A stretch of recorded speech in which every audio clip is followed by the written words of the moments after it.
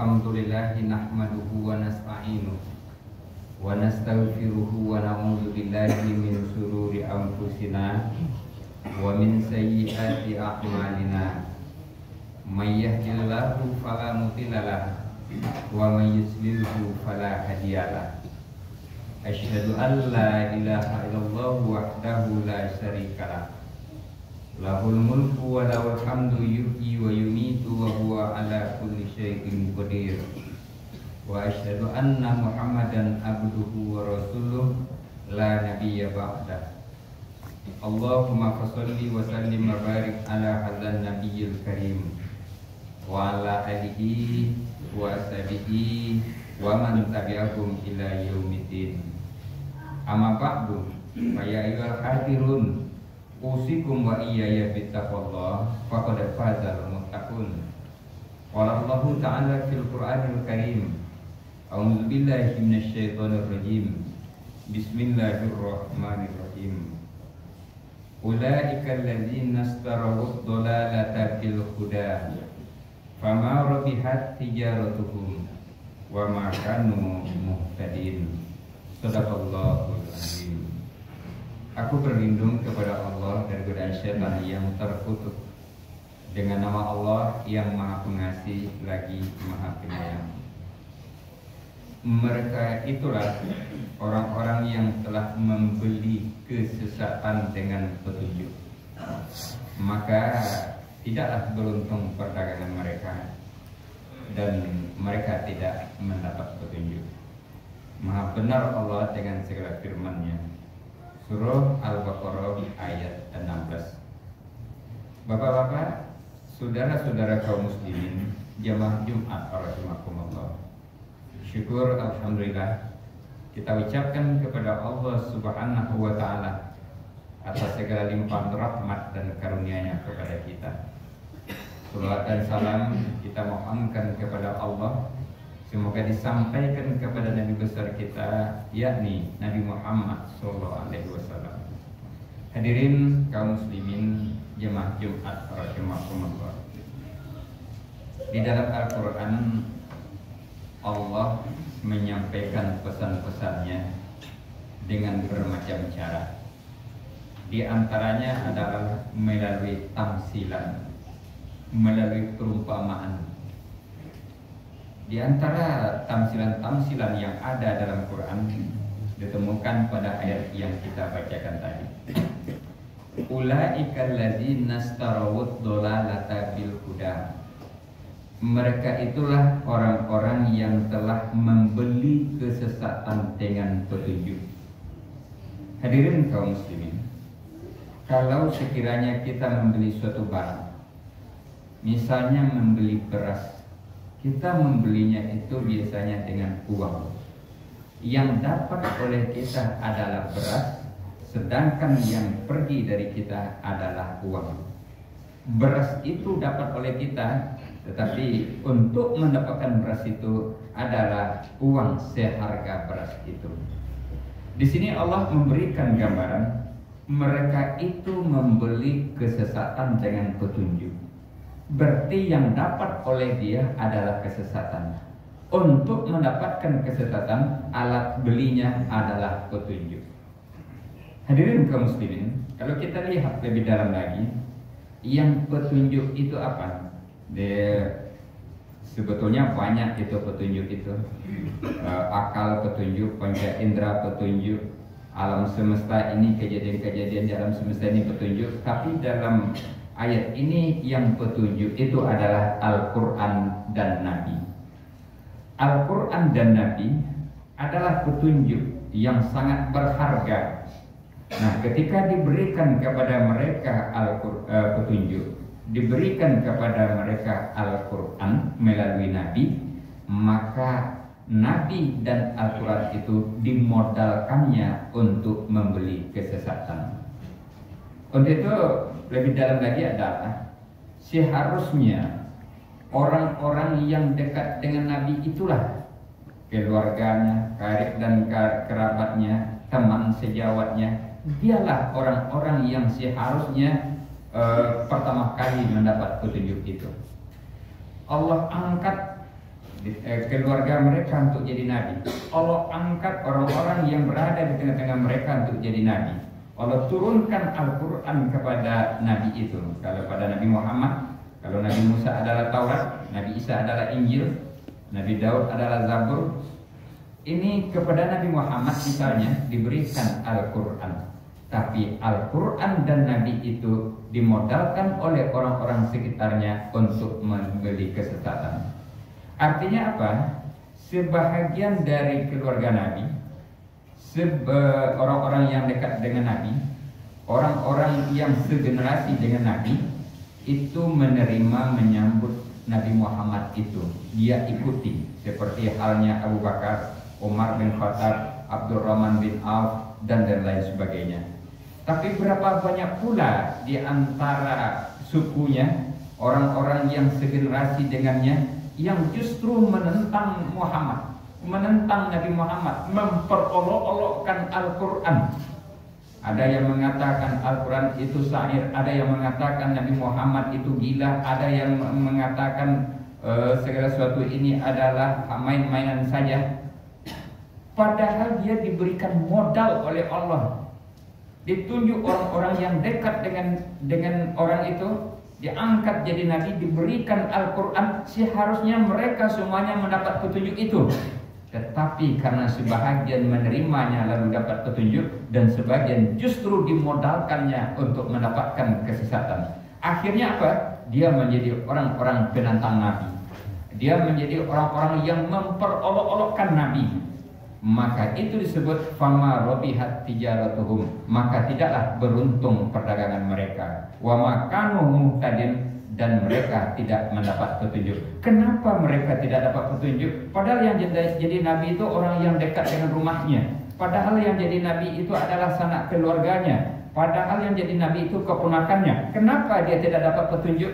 Karena memang sudah dibelikannya untuk membeli kesesatan.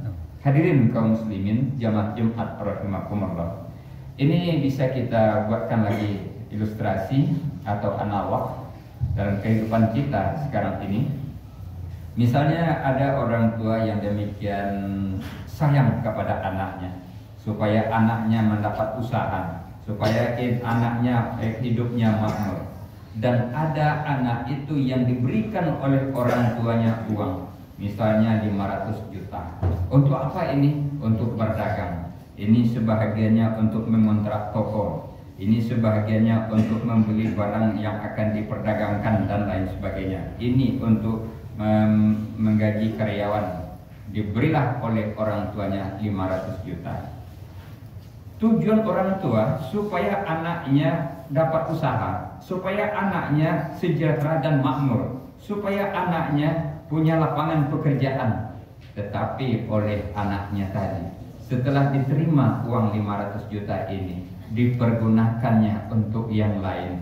Misalnya untuk judi. Apakah judi yang biasa yang dilakukan, atau mungkin judi online. Akhirnya uang itu habis sedikit demi sedikit, sedikit demi sedikit. Akhirnya uang itu pun habis semuanya.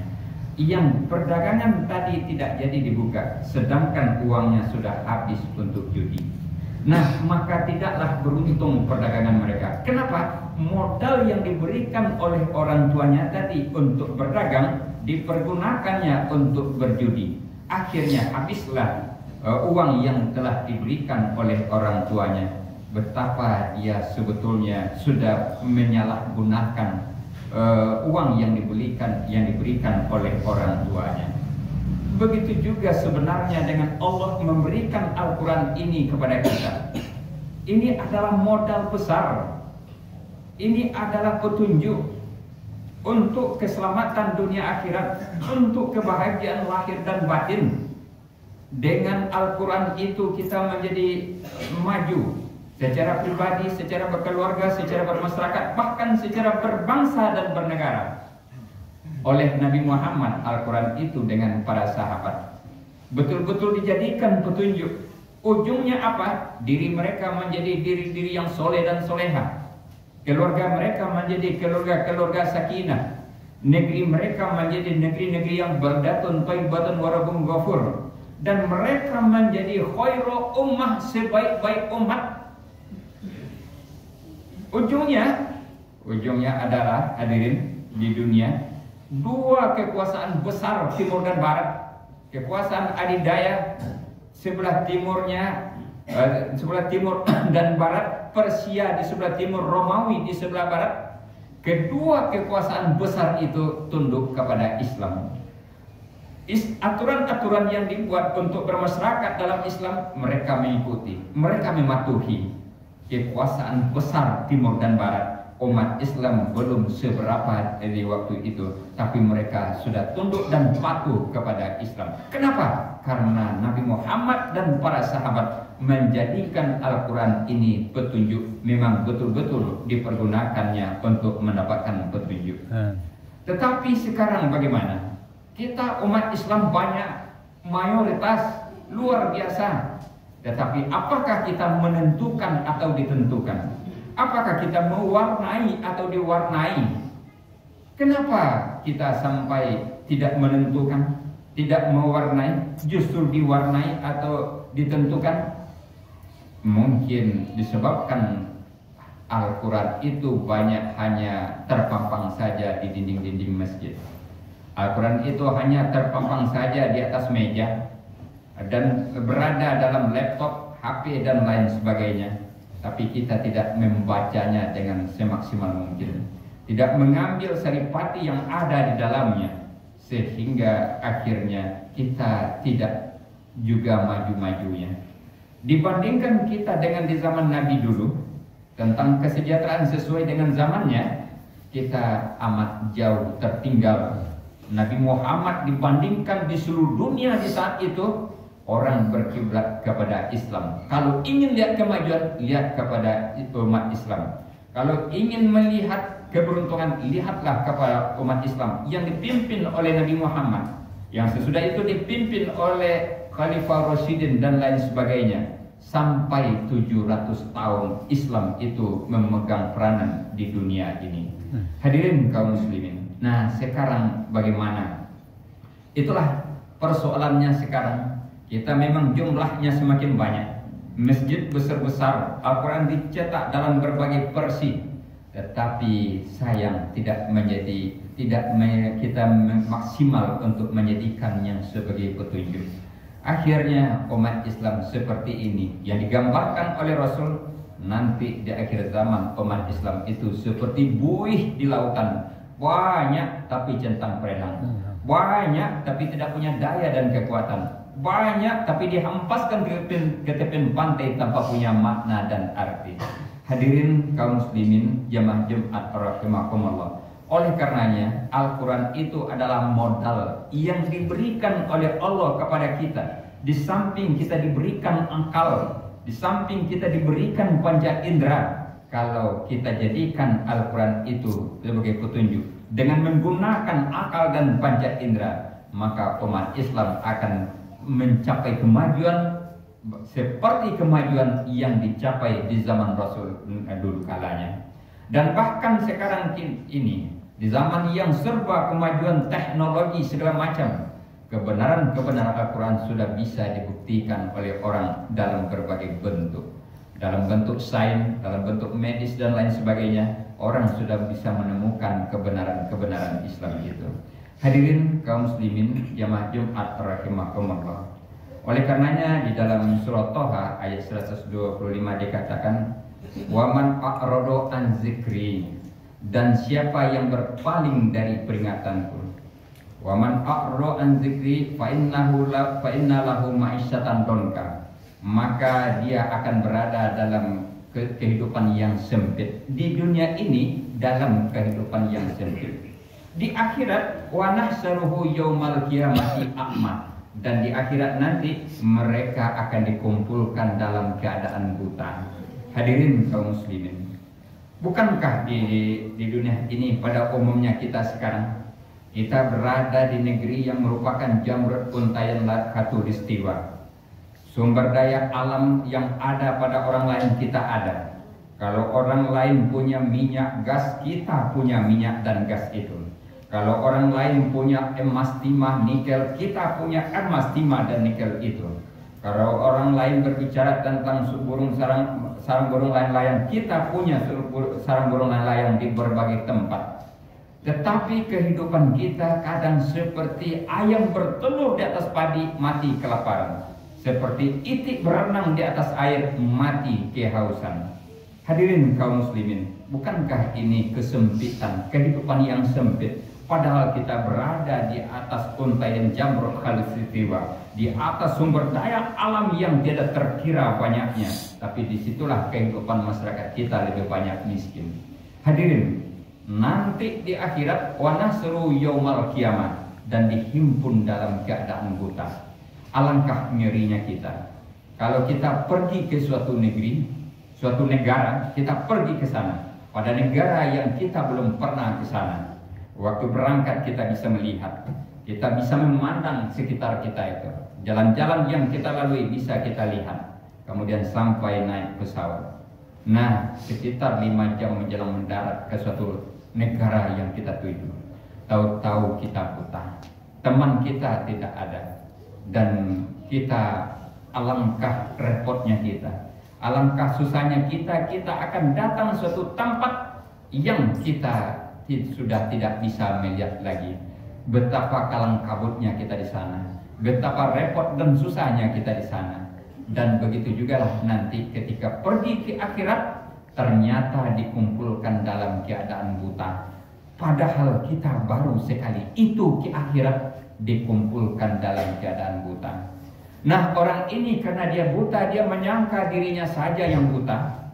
Padahal yang lain juga banyak yang buta. Karena dia merasa dirinya yang buta, dia pakai aku di situ. Sehingga dia bertanya kepada Allah, "Limadza fasartani?" Kenapa engkau himpun aku sekarang dalam keadaan buta, ya Allah? Padahal dahulu di dunia aku melihat. Di dunia aku bisa jalan kian kemari. Aku bisa melihat indahnya laut, tingginya gunung, bisa jalan kian kemari. Kenapa engkau himpun aku sekarang dalam keadaan buta?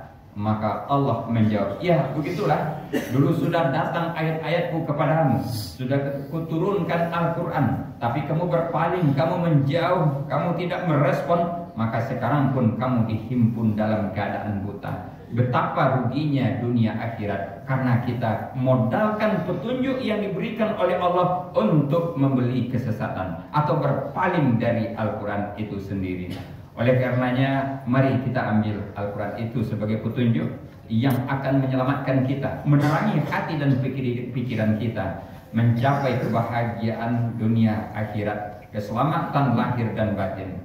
Fa'tabiru ya ulil absar la'allakum turhamun. Huda wa dinil haq liyusirahu ala dini kullihi wa kafa billahi syahida. Asyhadu an la ilaha illallah wahdahu la syarikalah wa asyhadu anna Muhammadan abduhu wa rasuluhu la nabiyya ba'da. Allahumma shalli wa sallim wa barik ala hadzal nabiyil karim wa ala alihi wa sahbihi wa man tabi'ahum ila yaumiddin. Amma ba'du, fa ya ayyuhal hadirun, ittaqullaha haqqa tuqatih wa la tamutunna illa wa muslimun. Qala Allahu ta'ala fil Qur'anil Karim, a'udzubillahi minasyaitonir rajim. Qul huwallahu ahad, Allahus samad, lam yalid wa lam yulad wa lam yakul lahu kufuwan ahad. Innallaha wa malaikatahu yusholluna 'alan nabi, ya ayyuhalladzina amanu shollu 'alaihi wa sallimu taslima. Allahumma sholli 'ala Muhammad wa 'ala ali Muhammad kama shallaita 'ala Ibrahim wa 'ala ali Ibrahim wa barik 'ala Muhammad wa 'ala ali Muhammad kama barakta 'ala Ibrahim wa 'ala ali Ibrahim fil 'alamina innaka Hamidum Majid. Allahumma ighfir lil mu'minina wal mu'minat wal muslimina wal muslimat al ahya'i minhum wal amwat fil barri wal bahri amin amin ya rabbal alamin. Duhai Allah ya Ghafur, ya Ghafur, wahai Zat yang Maha Pengampun, ampunilah dosa-dosa kami ya Allah, ampunilah kesalahan-kesalahan kami. Ya Allah, ampunilah dosa-dosa orang tua kami. Orang tua kami yang telah meninggal, lapangkan kuburnya ya Allah, ringankan hisabnya. Jangan biarkan dia teraniaya dalam kubur. Tempatkanlah ia pada tempat yang mulia di sisi-Mu ya Allah. Orang tua kami yang masih hidup, sehatkanlah dia jasmani dan rohani. Limpahkanlah rahmat dan kasih sayang-Mu kepadanya, dan telah takdirkan akhir hayatnya husnul khotimah ya Allah, husnul khotimah ya Allah. Wahai ya Allah ya Tuhan kami, betapa besar kasih sayang-Mu kepada kami. Ya Allah ya Syakur, terima kasih ya Allah, terima kasih ya Allah yang telah mengutus Nabi kepada kami, yang telah menurunkan Al-Quran kepada Nabi itu, dan Al-Quran itu sudah ada di hadapan kami, dan jadikanlah kami orang yang mengambil petunjuk dari Al-Quran itu ya Allah, dan jadikanlah kami orang-orang yang Kau selamatkan dunia dan akhirat, dan jadikanlah kami orang yang Kau bahagiakan lahir dan batin, dan jadikanlah kami orang-orang yang beruntung ya Arhamar Rahimin. Ya Allah, jadikan diri kami diri yang soleh, jadikan keluarga kami keluarga sakinah, jadikan negeri kami negeri yang berdatun thayyibatun warghul ghafur, jadikan kami umat Islam ini khairu ummah ya Allah, khairu ummah ya Allah, ya Arhamar Rahimin, ya Ghafurur Rahim, ya Dzal Jalali wal Ikram, ya Qadiyal Hajat. Allahumma inna nas'aluka ridhaka wal jannah wa na'udzubika min sakhatika wan nar. Rabbana atina fid dunya hasanah wa fil akhirati hasanah wa qina adzabannar. Ibadallah, innallaha ya'muru bil adli wal ihsan wa ita'i dzil qurba wa yanha 'anil fahsya'i wal munkari wal baghi ya'izukum la'allakum yatadhakkarun wa la dzikrullahi akbar. Allah